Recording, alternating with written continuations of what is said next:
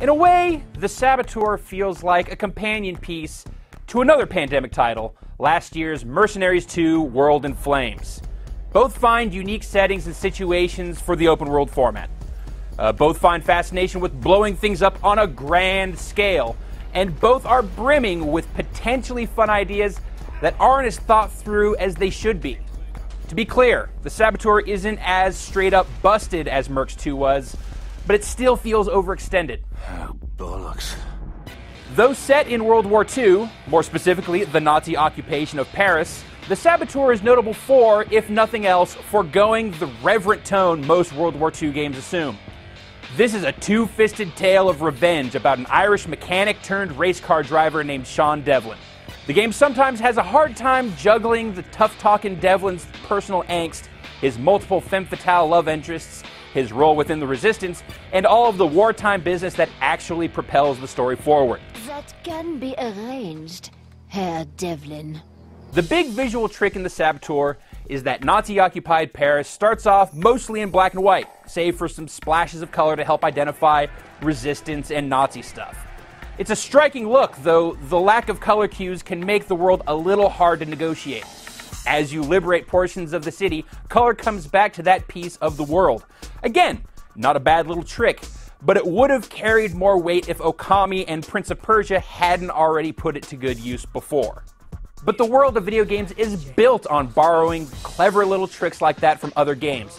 And the more significant issue with the Saboteur is the not quite there quality that permeates the game. This is an open world game that gives you very little to do beyond take on missions and blow up Nazi installations, of which there are hundreds scattered across Paris. The missions themselves follow some pretty sturdy open world formulas of go here, blow up a thing, or kill a guy, or steal a thing, and then get away. The trick is that you can opt to go about each of these missions in a few different ways. Regardless of how you choose to play the Saboteur, you're going to end up in a fair amount of firefights, and the shooting has a nice impact to it. Save for some late game heavies you encounter, headshots are easy. But enemies work in volume, and the city of Paris is littered with sniper towers, rooftop guards, machine gun nests, and just Nazis everywhere. It can make firefights unpredictable, but it can also be a point of frustration. There were repeatedly moments where I'd go down spinning in circles, unable to figure out where the hell those bullets were coming from. Many of the missions you'll take on revolve around the destruction of crucial Nazi property, with mission arcs often culminating in you single-handedly hollowing out a large Nazi base. And it's amazing what Sean can do with a few well-placed sticks of dynamite. Despite some fussiness with where exactly you can place explosives, it's admittedly pretty satisfying to walk up to a Nazi tank, casually stick a bundle of TNT to the side, and walk away all nonchalant as it blows up behind you. If you're too close to an explosion, or a Nazi sees you doing something suspicious, the jackboots will start coming for you in a hurry. Lucky for you, Devlin can be a sneaky Irishman. If you manage to take down a Nazi with your bare hands, and without any other Nazis seeing you, you can steal his uniform, making it easier to approach Nazi bases, personnel, and equipment. There's a whole system of gauges and meters and alarm levels and zones and gigaws and jim jams associated with the stealth that makes it feel extremely gamey. It works, but I spent a lot of my time during the stealth sequences staring at circles within circles within circles on my minimap. You can also bypass some security by scaling the sheer faces of buildings and running along rooftops. Even without unfavorable comparisons to the urban traversal of Assassin's Creed 2, the Saboteur would still feel a little unreliable. The character movement in general feels twitchy, but trying to negotiate the uneven roof ledges of Paris is particularly nerve-wracking. In all my time with the Saboteur, I never felt totally confident approaching a ladder.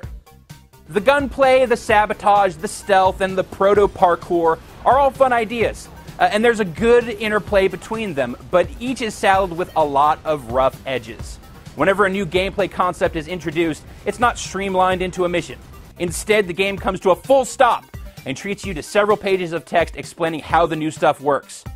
Another sterling example of this is the way that when your Nazi disguise has been discovered, it jarringly disappears off Sean's body. That ruins any sense of reality the game might try and establish. There are a lot of nitpicky little things to snag yourself on in the Saboteur, but they definitely add up. Aye, tragic. About the greatest success an open-world game can achieve is to dupe the player into believing, even on some subconscious level, that they are in a real place. Deep down, we know that these are all clockwork playgrounds constructed specifically for our amusement, so it's not an easy thing to do. But the Saboteur's gameplay systems never let you forget that you are playing a game, and the nakedness of the underlying machinery is one of the game's greatest shortcomings. I'm fucking Irish. Bollocks! Oh, aye. Fuck me, assholes. Hold on to your arses. What the fuck, some posh wanker with a silver spoon up me arse? Fucking right. Arse-faced knob jockey. Get in the fucking car. Brother, aye, tighter than a nun's arse. Son of a bitch! Bollocks. Fucking knob jockey. I may give up whiskey. Oh, for fuck's sake. Shite. Dodgy bloke. Another round for me mates. Brother, piece of piss. Dear wanker, sorry about the bang-up. Send the bill to me arse.